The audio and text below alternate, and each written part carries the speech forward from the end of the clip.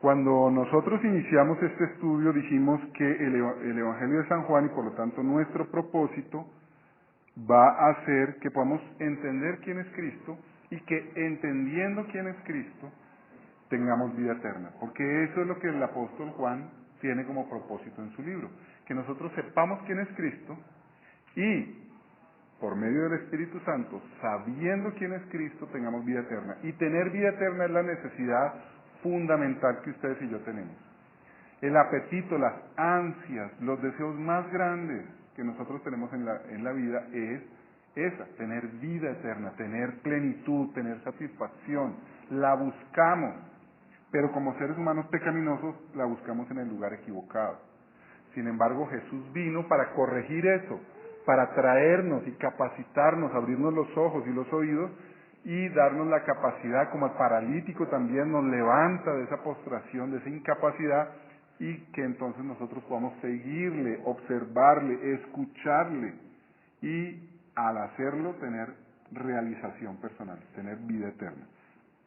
Hoy vamos a ver cómo el apóstol Juan nos muestra quién es Jesús por medio de lo que entendieron los primeros discípulos que estuvieron con él, los primeros que tuvieron contacto y relación con Cristo, cómo ellos lo vieron, cómo entendieron, qué entendieron que era Cristo. Y por supuesto que nosotros hoy podamos aprender de ellos imitarlos a ellos también en lo que ellos hacen. Vamos entonces a tener dos partes. La primera en la que vamos a ver quién es Jesús, qué entendieron ellos que era Jesús, y segundo, cómo Jesús se relacionó con sus discípulos. Quién es Jesús y luego cómo él se relacionó con los discípulos. La primera parte de nuestro tema, quién es Jesús, lo vamos a estudiar por medio de lo que los mismos que tuvieron relación con él dijeron. Y el primero de ellos es Juan el Bautista. Juan el Bautista entró en relación con Cristo, y ¿qué fue lo que dijo Juan el Bautista respecto a quién era Cristo? ¿Se acuerdan? He aquí el Cordero de Dios que quita el pecado del mundo. ¿Qué significa eso tan raro, que Jesucristo es un Cordero que quita el pecado? Bueno, para nosotros es un poco más difícil de entender, pero para los judíos era muy, muy fácil entender lo que Juan el Bautista estaba diciendo acerca de Jesús. Ellos tenían que llevar corderos al templo para el sacrificio continuamente. Y ellos sabían que por medio de ese ejercicio de llevar el cordero a ser sacrificado en el templo es que ellos podían tener convicción del perdón de sus pecados y por lo tanto de la buena voluntad de Dios para ellos. Que Dios los amaba y estaba en relación con ellos y estaba en una relación de hacer lo bueno para ellos. Entonces ellos tenían allí toda su paz, su tranquilidad, su gozo de entender que su relación con Dios, su relación era restaurada y restablecida por medio de ese sacrificio. Ahora, ¿cómo es que ellos llegaron a tener todo este ejercicio, todo este rito de ir y llevar corderos? Bueno, porque Dios mismo lo dijo. Leemos en Levítico 16 lo siguiente: después degollará el macho cabrío en expiación por el pecado del pueblo y llevará la sangre detrás del velo adentro y hará de la sangre como hizo con la sangre del becerro y esparcirá sobre el propiciatorio y delante del propiciatorio. Así purificará el santuario a causa de las impurezas de los hijos de Israel, de sus rebeliones y de todos sus pecados. Dios mismo dijo que si llevaban esos corderos, derramaban, o novillos, derramaban esa sangre y la llevaban al lugar donde está Dios, porque el propiciatorio era la imagen visible de la presencia de Dios, y esto lo hacía el sumo sacerdote, entonces eran purificados, sus pecados eran perdonados.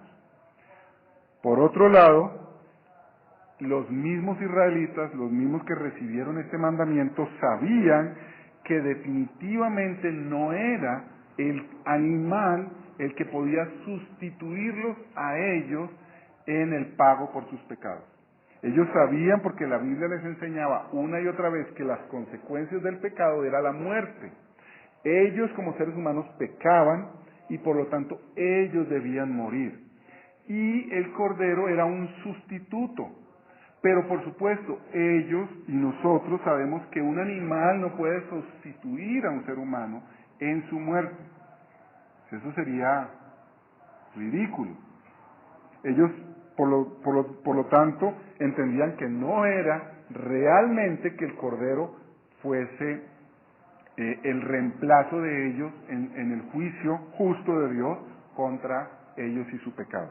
Dice, por ejemplo, el salmista en el Salmo 46,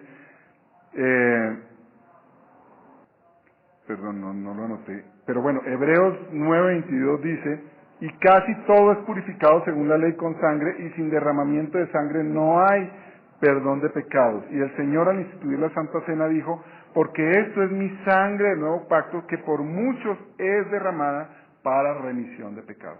Lo que no podía hacer ese animal, lo que no podía hacer ningún animal, era realmente lo que Jesucristo vino a hacer. Entonces, cuando Juan el Bautista está diciendo: he aquí el Cordero de Dios que quita el pecado del mundo, está diciendo que Él sí es el que va a reemplazar a todo aquel que es del pueblo de Dios en su muerte, en la muerte que merece ante el tribunal de Dios. Jesucristo sí es el verdadero Cordero, el verdadero ser humano, y por eso la insistencia de Jesús en llamarse a sí mismo Hijo de Hombre, para que se pudiera entender que Él era el que iba a reemplazar a los que eran del pueblo de Israel, a los que son del pueblo de Dios, en la muerte que justamente merecemos a causa de nuestros pecados, porque la ley dice: la paga del pecado es muerte. Luego leemos en Hebreos 10, la ley es solo una sombra de los bienes venideros, sino la presencia misma de las realidades. Por eso, nunca puede, mediante los sacrificios que se ofrecen sin cesar a cada año, hacer perfectos a los que adoran.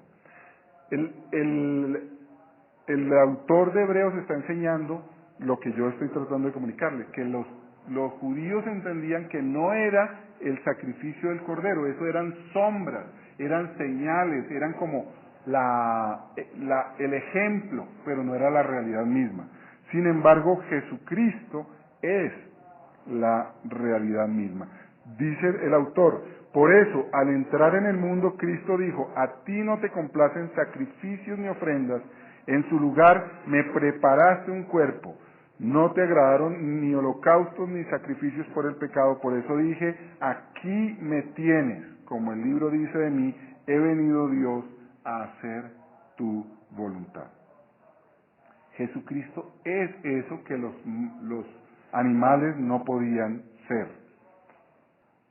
¿Cómo se aplica a nuestras vidas este concepto de que Jesús es el Cordero de Dios? Bueno, primero, que nosotros debemos entender que no hay ninguna manera en que ustedes y yo podamos decir que somos aceptables delante de Dios a causa de nuestros pecados. Ninguno de nosotros puede decir: es que yo soy una buena persona, yo no he matado, no he robado, y por lo tanto Dios tiene que agradarse de mí y Dios tiene que amarme. Ninguno de nosotros puede decir frente a Dios: soy inocente. De ser así, no habría venido el Cordero de Dios. Pero el Cordero de Dios tuvo que venir porque ninguno de los creyentes, ninguno de los amados de Dios podíamos salvarnos a causa de nuestra propia justicia, es decir, de nuestra propia obediencia perfecta a la ley.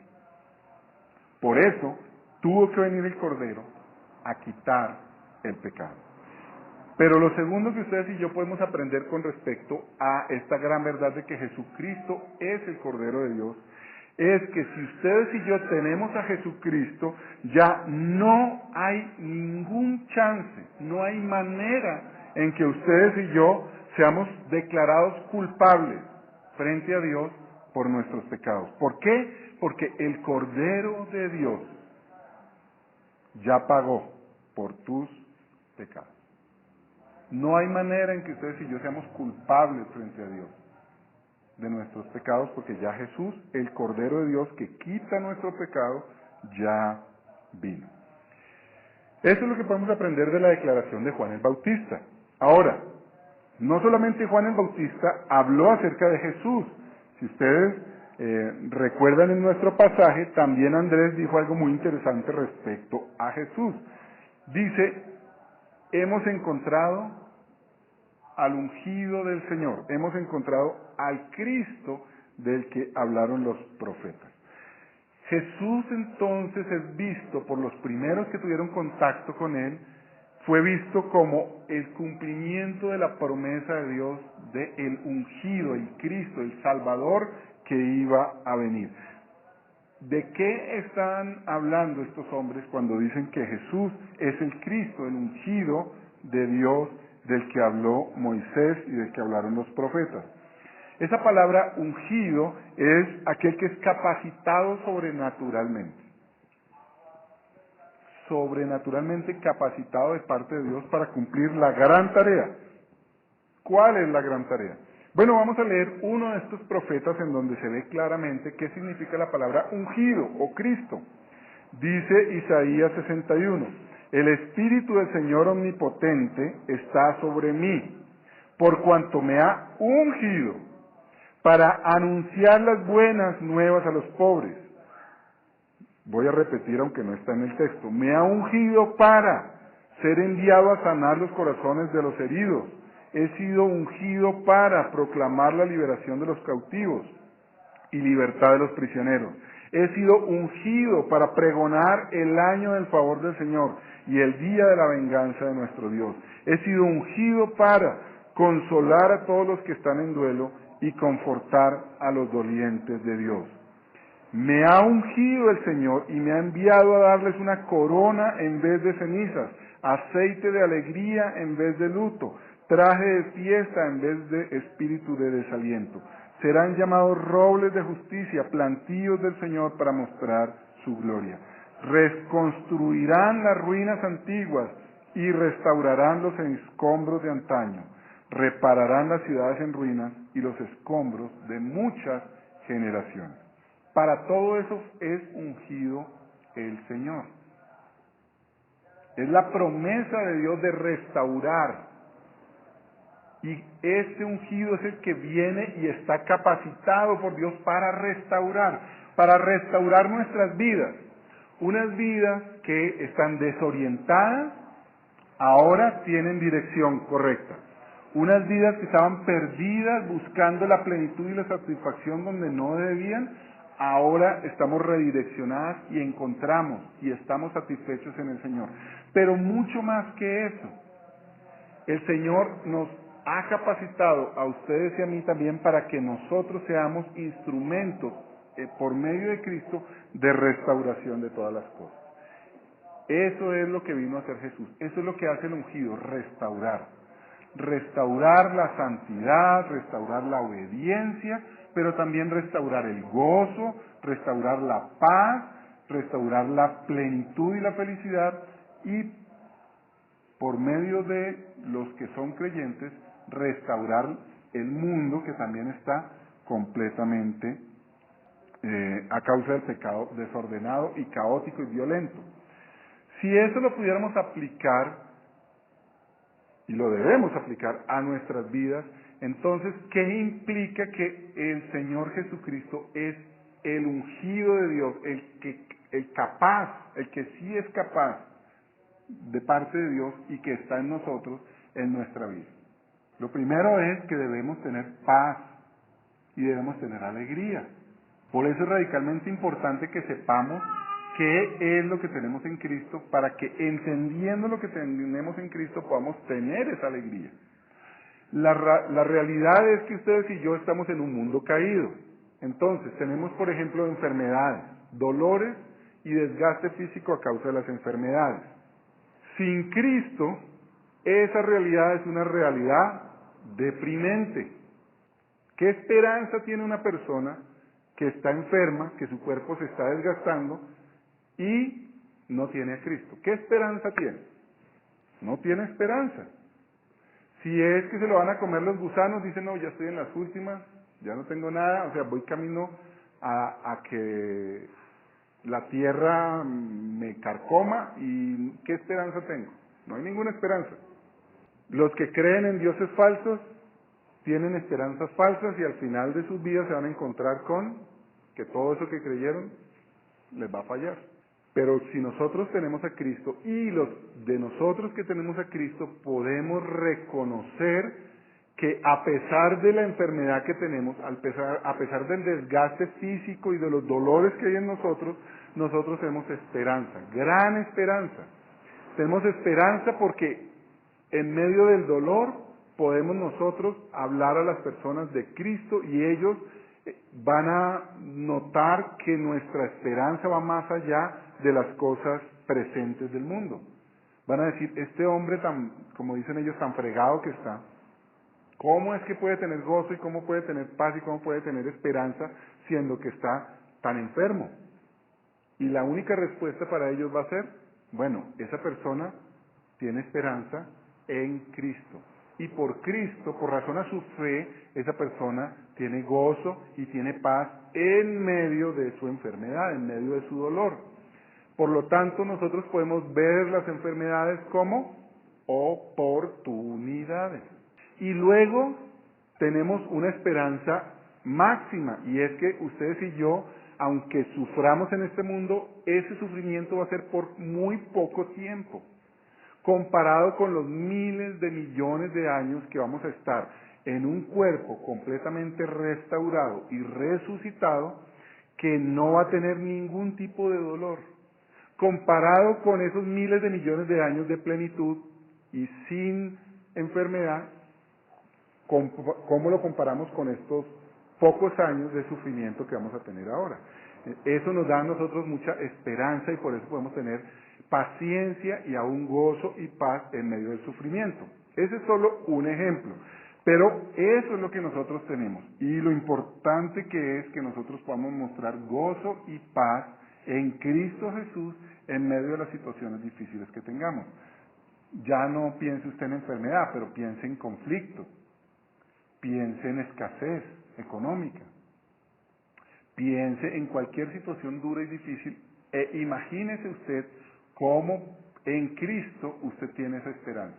Y cómo entonces en Cristo usted tiene dos cosas, la oportunidad de hablar a otros de dónde está su esperanza, su paz, y por otro lado, hablarles a ellos de la esperanza que va más allá de las situaciones feas, terribles y dolorosas que tiene este mundo.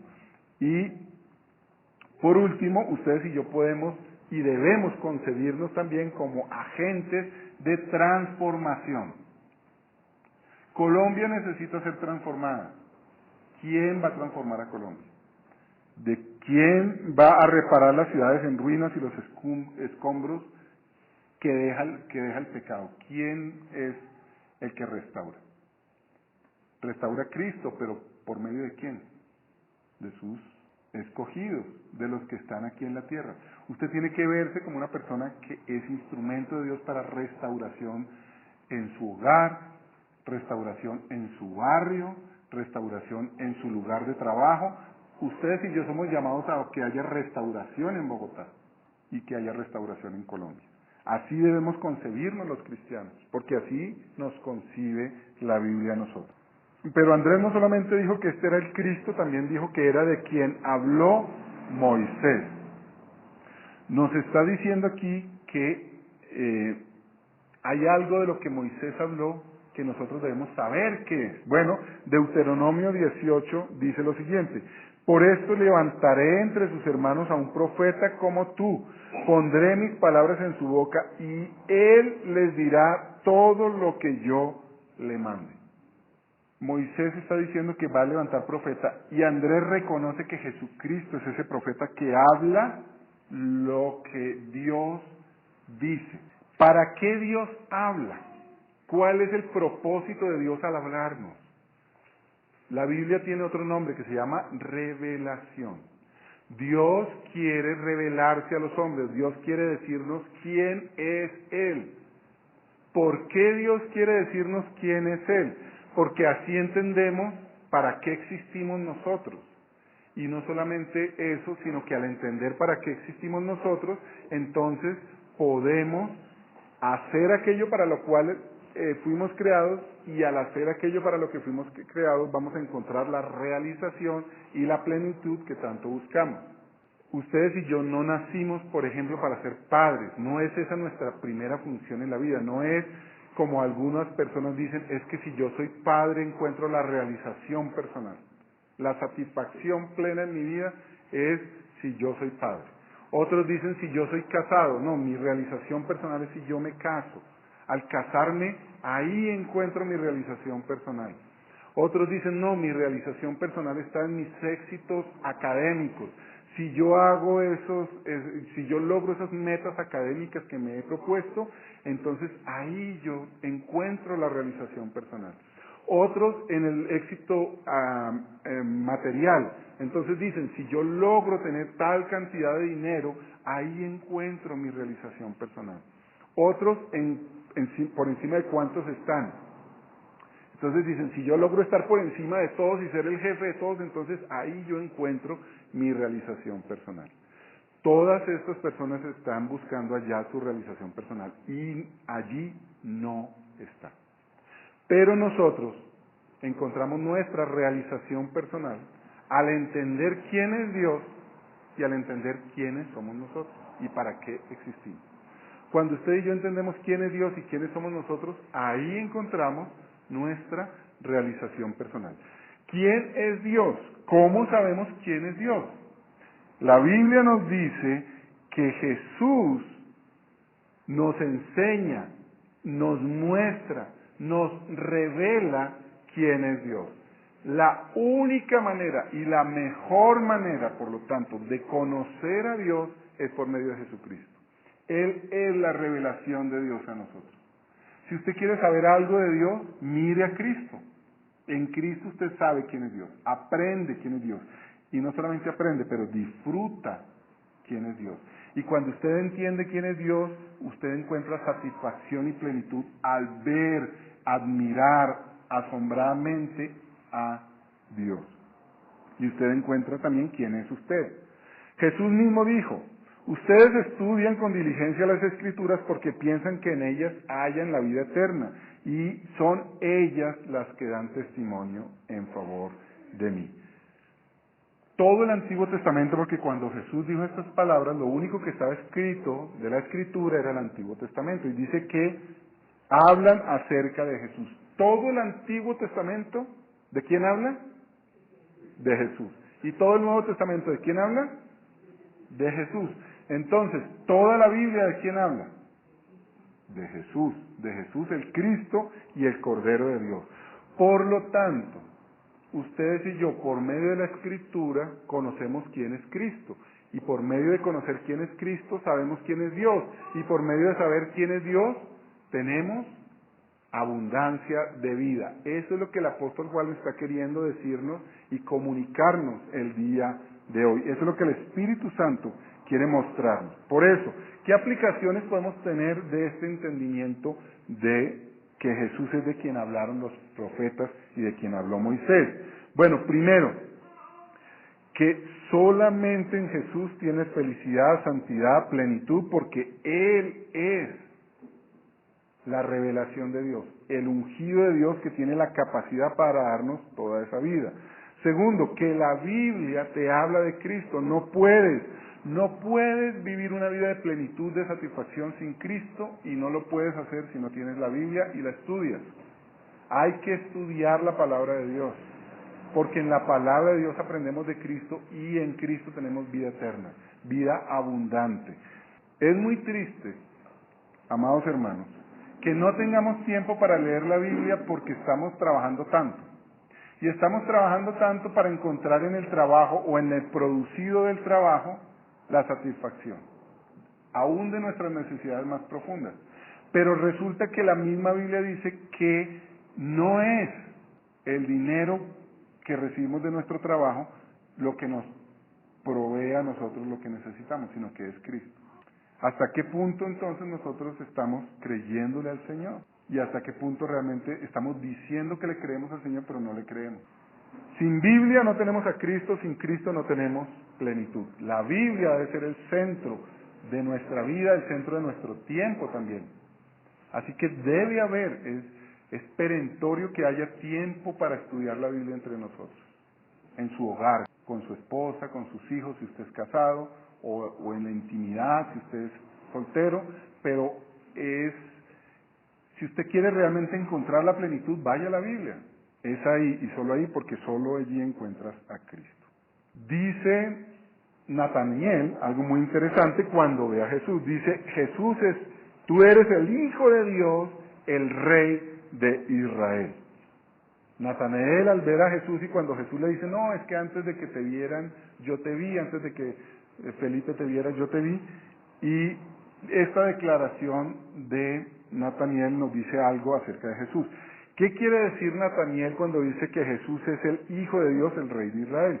El Hijo de Dios y el Dios de Israel, para el concepto judío, era una sola cosa. Es Dios que al mismo tiempo es el Rey de su pueblo.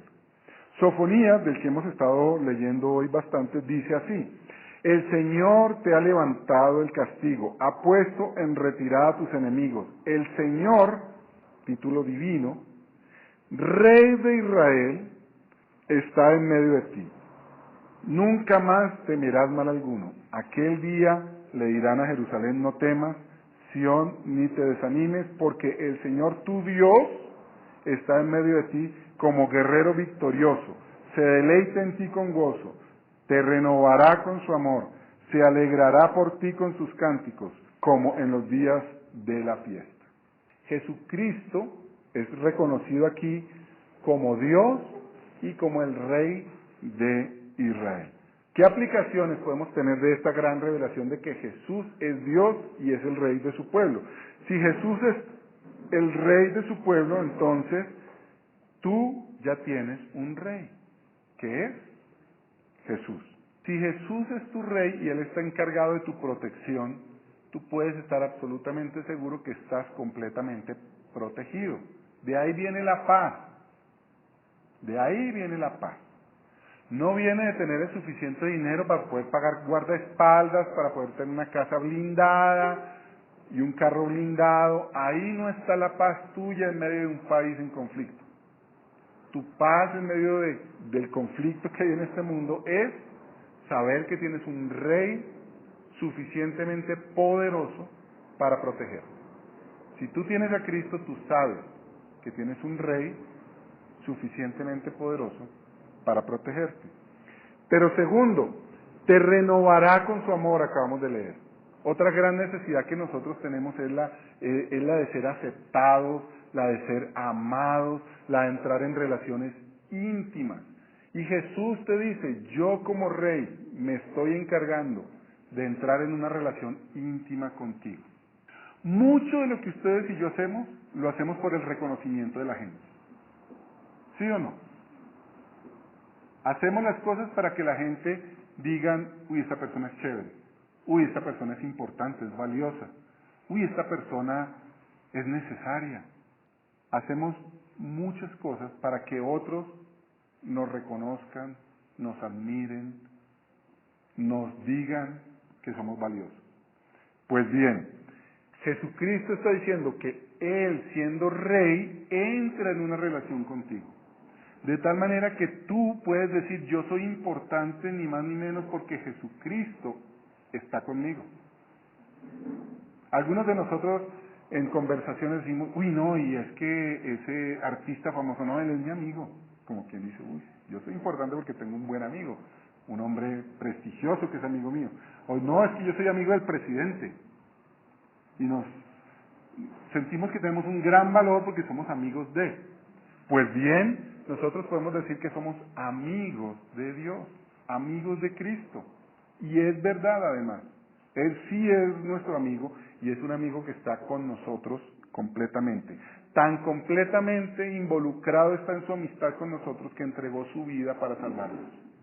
Jesús dijo, no hay un amigo más grande, no hay un amor más grande de un amigo que aquel que da la vida por sus amigos. Ese es el amigo que usted tiene. Por lo tanto, nosotros no debemos estar buscando el reconocimiento de otros, cuando nosotros ya estamos y debemos estar colmados sabiendo que tenemos el reconocimiento de Cristo. Y por último, la alegría, claro, entendiendo que estamos completamente protegidos y que somos valiosos y tenemos ese valor porque Cristo nos da ese valor, entonces tenemos alegría, gozo, festejo, fiesta. Por eso están ustedes y por eso estoy yo aquí. Cada domingo, primer día de la semana, venimos a esta fiesta en la que estamos recordando y reconociendo todo lo que tenemos en Cristo. Vamos ahora a ver cómo Jesucristo entró en relación con sus primeros discípulos y qué pasó en ese momento. Lo que vemos aquí cuando Jesús entra en interacción con Andrés, con Juan y luego con Pedro, Natanael y todos ellos, los primeros que vimos hoy, es que los transforma. En su relación con Cristo, esas personas fueron completamente diferentes. ¿Por qué los transforma? Primero, porque como Juan el Bautista dijo, Jesús bautiza con el Espíritu Santo. ¿Se acuerdan lo que decía Juan el Bautista, que leímos? Yo los bautizo con agua, pero viene uno detrás de mí que es mayor que yo, eso lo vimos la semana antepasada, que bautiza ¿con qué? Con el Espíritu Santo. ¿Qué significa eso? Significa que, como le estábamos hablando hoy en el Sermón de Niños con Juan, ustedes reciben el Espíritu Santo, el poder sobrenatural de Dios externo a ustedes, viene a ustedes, viene a nosotros. El bautismo en agua, lo que celebramos la semana pasada en la vida de John, es una representación visible de una realidad invisible, pero que por ser invisible no deja de ser realidad. Es más, es una realidad superior a la realidad visible. La realidad invisible es una realidad superior a la realidad visible. ¿Y qué celebrábamos? Que el Espíritu Santo vino a la vida de John. ¿Para qué? ¿Cómo transformó la vida de John? Bueno, primero que todo le dio la capacidad para creer en Cristo, para descansar en Cristo, para vivir para Cristo. Y yo no sé si ustedes se dieron cuenta en la vida de John, pero yo me he podido dar cuenta de la forma en que su cara cambió. ¿Se dieron cuenta? De las primeras veces que él vino y a veces cuando vino y que nosotros nos dimos cuenta que vino como obligado, traído por el papá de las orejas y venía así, se sentaba ahí muy callado. Y cómo vino las últimas veces con esa sonrisa plena y gozoso y deseoso de participar. Esa es la transformación que Dios hace en la vida del creyente. Es una obra sobrenatural. El Espíritu Santo viene y nos cambia. Eso es lo que hace Cristo. Bautiza con el Espíritu Santo. Nos hace nuevas criaturas. Y eso es lo que podemos ver, y en lo que no podemos ver nos limpia de pecado. Él es el Cordero de Dios que nos limpia de pecado. Jesús hace una pregunta muy interesante a los que están llegando a Él. Les pregunta, ¿ustedes qué buscan? ¿Se acuerdan que le dijo a Andrés y a Juan? Ellos vinieron a Jesús y Jesús, tal vez estas fueron las primeras palabras de su ministerio público. Le dice a discípulos que eran discípulos de otro, porque eran discípulos de Juan el Bautista, les dice, ¿ustedes qué buscan? ¿Ustedes qué buscan? ¿Qué buscan ustedes de Jesús, amados hermanos? ¿Qué buscan ustedes de Jesús? Si yo estoy buscando de Jesús que sea mi genio de la lámpara de Aladino, ese no es el Jesús verdadero. El Jesús en el que si yo le oro me gano la lotería y soy muy rico. El Jesús que si yo oro me quita ese dolor de rodillas y de espalda que tengo. El Jesús que si yo oro entonces me cambia a mi esposa para que no me sea tan mal geniada y no me casque en la casa. Si ustedes están pensando que ese es el Jesús que me cumple los deseos que yo tengo en mi corazón, ese no es el Jesús verdadero. El Jesús verdadero cuando entra y te pregunta a ti en tu corazón, ¿qué buscas? Te está haciendo consciente, en primer lugar, que tienes una necesidad. Porque el que busca es porque le falta, ¿o no? El que busca, algo le falta, algo no tiene. Les muestra la necesidad que ellos tienen. El Espíritu Santo dice dice la Biblia que el Espíritu Santo nos convence de pecado, de justicia y de juicio. Cuando usted realmente tiene un encuentro verdadero con Jesús, lo primero que usted hace es entender la necesidad que usted tiene de Jesús, para que Él le limpie sus pecados. Por eso lo primero que surge en nosotros es arrepentimiento, confesión de pecado. Y eso no para, hermanos, no para. ¿Usted deja de ser pecador cuando viene a su encuentro con Cristo? ¿Sí? ¿Deja de ser pecador? ¿Ya nunca más peca? No, seguimos pecando. ¿Qué entonces, si seguimos pecando, qué tiene que seguir pasando también en nosotros? Que nos debemos seguir arrepintiendo de nuestros pecados, pidiendo perdón a Dios y a los que ofendemos. Perdonen si yo reitero cosas que he dicho en otros sermones, pero me parece fundamental. Usted a la persona que más ofende es la persona con la que usted vive, su esposo, su esposa, sus hijos, en el trabajo, pues sus compañeros de trabajo, sus jefes, y si usted es jefe, sus subalternos. Dígame, ¿usted no peca contra ellos? Y si peca, ¿les ha pedido perdón? Porque eso es ser de Cristo. Ser de Cristo es saber que soy pecador y por lo tanto confesar que soy pecador. Y en eso entonces nosotros sabemos que lo que estamos buscando nosotros en Cristo es que Él cubra esos pecados nuestros, que Él nos libre de esos pecados nuestros. Si alguien pudiera escuchar sus oraciones más sentidas, más profundas, debería escuchar: Señor, límpiame de mis pecados. Su deseo más profundo no debería ser tener dinero, ni salud, ni ascender en su trabajo. Su deseo más profundo debe ser no pecar más contra Dios. ¿Qué buscan? ¿Qué buscaban estos discípulos que fueron bautizados por Juan el Bautista para arrepentimiento? ¿A qué fueron ellos a buscar a Juan el Bautista? A buscar perdón de pecados. ¿Y quién es el que da perdón de pecados? ¿Juan el Bautista puede perdonar pecados? No. Por eso Juan el Bautista dice: mira, Él es el Cordero de Dios que quita el pecado.